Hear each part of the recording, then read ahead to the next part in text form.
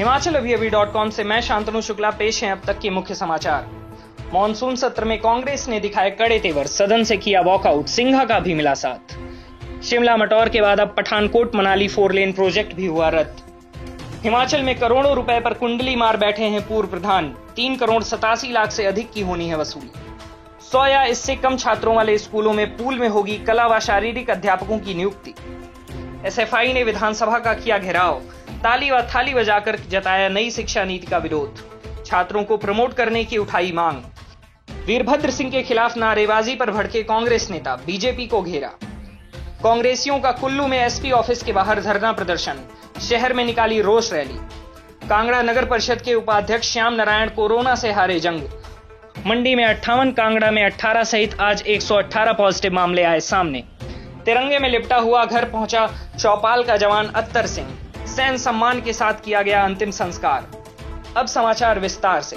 आपके स्वास्थ्य का प्रहरी, श्री बालाजी हॉस्पिटल, कांगड़ा, हिमाचल।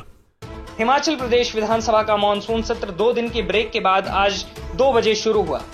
सत्र शुरू होते ही विपक्ष ने अपने तेवर दिखा दिए हैं। कुल्लू के विधायक सुंदर सिंह ठाकुर मामले में सीएम जयराम के जवाब से असंतुष्ट विपक्ष ने सदन से वॉकआउट कर दिया।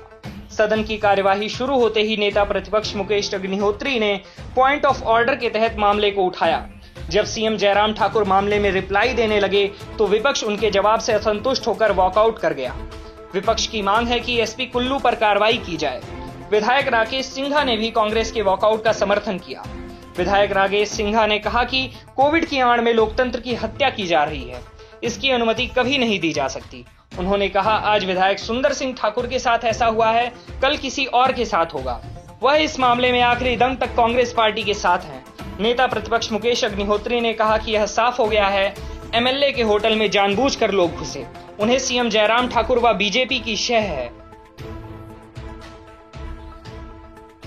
पूर्व परिवहन मंत्री जीएस बाली ने कहा है कि मुझे इस बात की लगातार पीड़ा हो रही है कि शिमला को कांगड़ा व पठानकोट को मनाली से जोड़ने वाले दोनों राष्ट्रीय उच्च मार्गों को रद्द करके केंद्र सरकार ने अपना पल्ला झाड़ लिया है। उन्होंने कहा कि कांग्रेस शासनकाल के वक्त केंद्रीय मंत्री नितिन गडकरी जब हिमाचल आए थे तो हमारे आग्रह पर शिमला मटौर व पठानकोट मनाली मार्गों को 4 लेन करने व national highway authority of India द्वारा इसके निर्माण व रखरखाव व अन्य कार्यों की घोषणा ही नहीं, अभी तो इन मार्गों का सर्वे करवाने के आदेश भी जारी किए थे। लेकिन अब केंद्र के पल्ला झाड़ लेने से लगता है कि वर्तमान प्रदेश सरकार ने इन योजनाओं को कार्यरूप देने के लिए कोई भी कार्य नहीं किया। यह कार्य जनता की मूलभूत सुविधाओं से जुड़ा हुआ था। इसमें कांगड़ा से शिमला की दूरी कम हो जानी थी, परंतु लगभग 4 साल के उपरांत मुझे यह अत्यंत दुख के साथ कहना पड़ रहा है कि शिमला को कांगड़ा से व पठानकोट को मनाली से जोड़ने वाले दोनों राष्ट्रीय उच्च मार्गों को रद्द करके केंद्र सरकार ने अपना पल्ला झाड़ लिया है।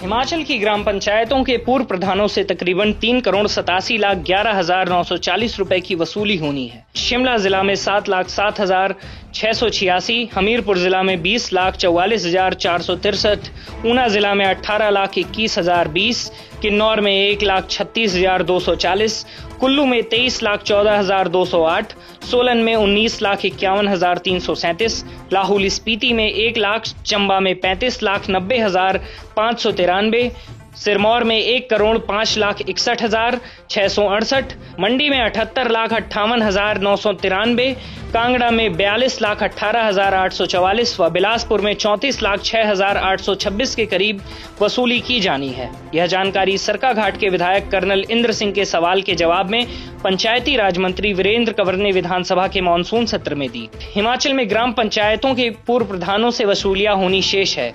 प्रदेश की 920 ग्राम पंचायतों में कुल 3 करोड़ 87 लाख 11,940 रुपए की वसूली शेष है।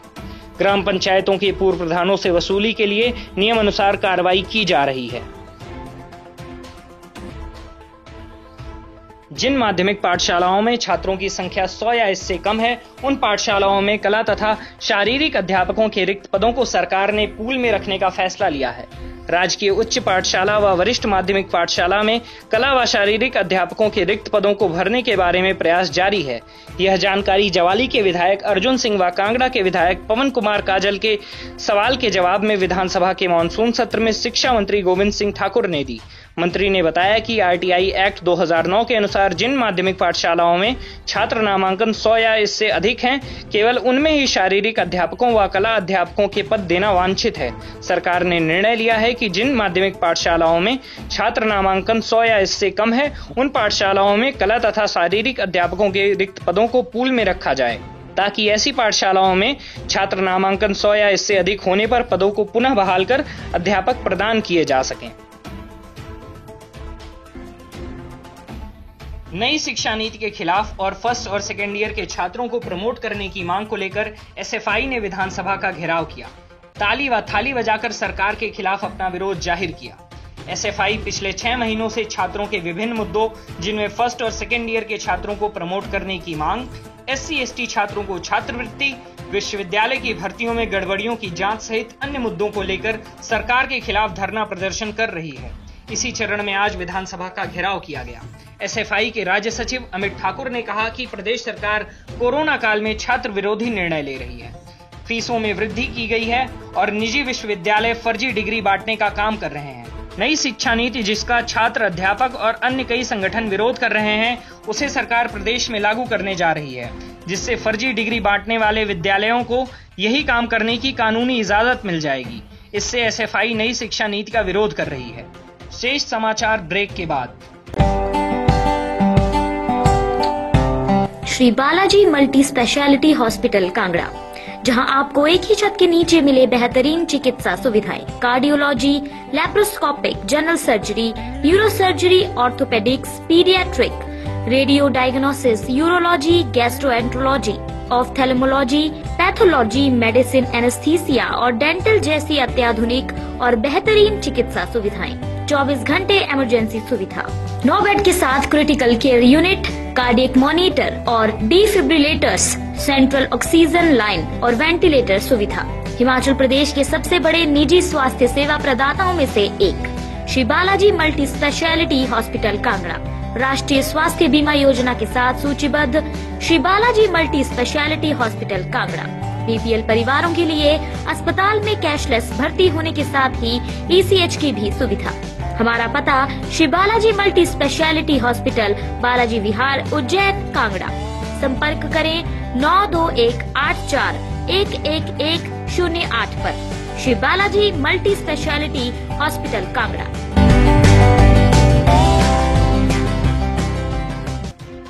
कांग्रेस अध्यक्ष कुलदीप सिंह राठौर ने बीजेपी पर आरोप लगाते हुए कहा है कि वह महाराष्ट्र को लेकर प्रदेश में अशांति फैलाने का प्रयास कर रही है। उन्होंने कहा कि महाराष्ट्र में बीएमसी की कार्रवाई का विरोध कर हिमाचल में बीजेपी कांग्रेस नेताओं के खिलाफ अपनी भड़ास निकालकर प्रदेश के लोगों को गुमराह करने का प्रयास कर रही है। राठौर ने बीजेपी नेताओं द्वारा पूर्व सीएम वीरभद्र के खिलाफ नारेबाजी की आलोचना करते हुए कहा कि महाराष्ट्र में बीएमसी की कार्रवाई से प्रदेश कांग्रेस का कोई भी लेना देना नहीं है। उन्होंने कहा कि वीरभद्र सिंह के खिलाफ बीजेपी की नारेबाजी व प्रदेश कांग्रेस मुख्यालय का घेराव व नारेबाजी इसकी बौखलाहट ही है। राठौर ने कहा कि बीजेपी के नेताओं ने जिस प्रकार से शिमला स्थित अखिल भारतीय कांग्रेस महासचिव प्रियंका गांधी वाड्रा के आवास को अवैध बताकर तोड़ने की धमकी दी है, उससे भी साफ है कि वह प्रदेश में गुंडा राज को बढ़ावा देना चाहती है।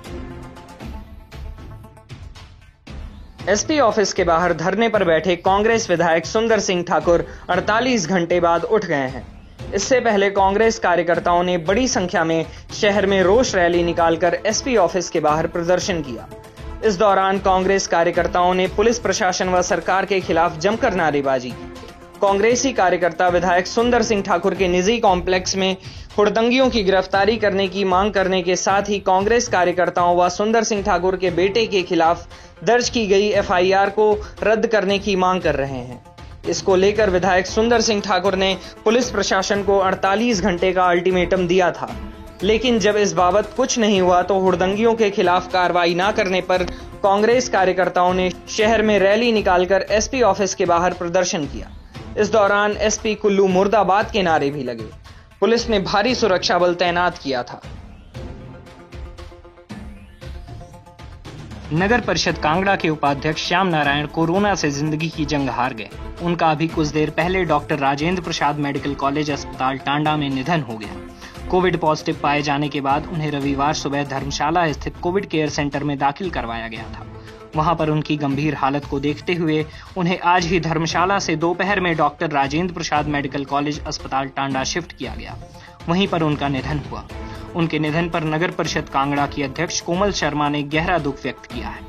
इसके अलावा हिमाचल में अब तक कोरोना के 118 नए मामले सामने आए हैं।